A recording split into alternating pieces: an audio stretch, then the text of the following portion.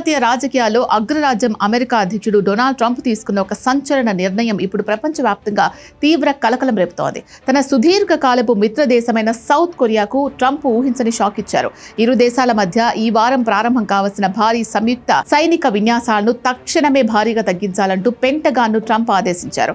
దీనికి కారణం ఏంటో తెలుసా? ఇరాన్ను నిరాయుధీకరణ చేసేందుకు అమెరికా చేస్తున్న యుద్ధ ప్రయత్నాల్లో భాగస్వామి కావాలని సౌత్ కొరియాను ట్రంప్ కోరగా అందుకు సౌత్ కొరియా నో థ్యాంక్స్ అని నిర్మోహమాటంగా తిరస్కరించడమే. అసలు ఈ మిలిటరీ కట్ వెనుక ఉన్న అంతర్జాతీయ వ్యూహాలు ఏంటి? నార్త్ కొరియాతో ట్రంప్ ఆడుతున్న మైండ్ గేమ్ ఏంటి? ఈ వీడియోలో చూద్దాం.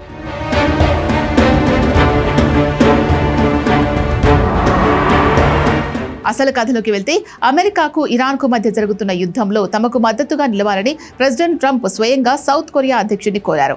ఇరాన్ను అణచివేసే అమెరికా ఆపరేషన్లో సైనిక పరంగా చేతులు కలపాలని అడిగారు. అయితే ప్రస్తుత పరిస్థితుల్లో తాము ఈ యుద్ధంలో భాగస్వామ్యం కాలేమని సౌత్ కొరియా స్పష్టం చేసింది. ఈ తిరస్కరణతో తీవ్ర అసంతృప్తికి లోనైన ట్రంప్ సోషల్ మీడియా వేదికగా ఈ విషయాన్ని బహిర్గతం చేశారు.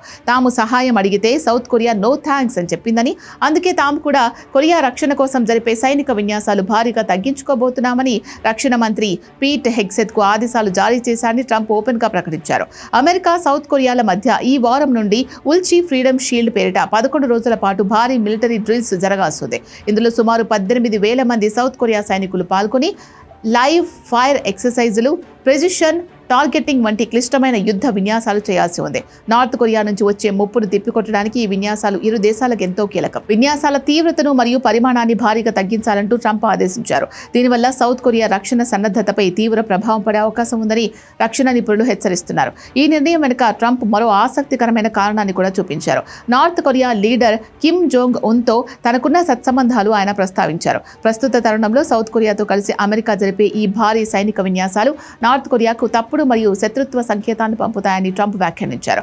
తన హయాంలో కిమ్ జోంగ్ ఉన్ ఎంతో గౌరవప్రదంగా ఉన్నారని, ఇలాంటి ముప్పు కలిగించలేదని ట్రంప్ సర్టిఫికెట్ ఇచ్చారు. అయితే ఇక్కడే ఒక విచిత్రమైన ట్విస్ట్ ఉంది. కేవలం కొన్ని రోజుల క్రితమే నార్త్ కొరియా తన షార్ట్ రేంజ్ బాలిస్టిక్ మిసైల్ పరీక్షలు మళ్లీ పునరుద్ధరించింది. అయినప్పటికీ సౌత్ కొరియాకు బుద్ధి చెప్పడానికి ట్రంప్ నార్త్ కొరియాను సమర్థిస్తున్నారు అనే విశ్లేషణలు గట్టిగా వినిపిస్తున్నాయి.